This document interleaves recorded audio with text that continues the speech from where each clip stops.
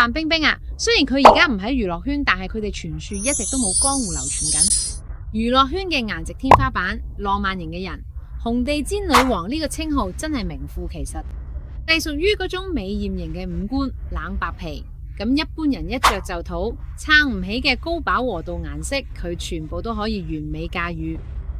佢有曲線感，又浪漫型，所以着咗霸氣嘅紅地氈禮服裙對佢嚟講真係輕鬆搞掂，好似冇珠光寶氣嘅鑽石珠寶咁，唔使理咩款式，佢戴咩都得，全部都 carry 到。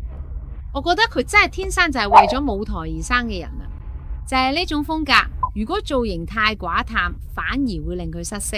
當然最近佢復出啊，佢個用色唔好似之前咁大膽豪放啦，就係降低咗佢成個用色嘅飽和度，低調內斂咗好多。但係質上我係覺得佢比之前要更加大氣，渾厚咗好多。就佢就好似嗰種打唔到嘅女戰士咁樣，就係堅毅而美艷。我中意翻啊！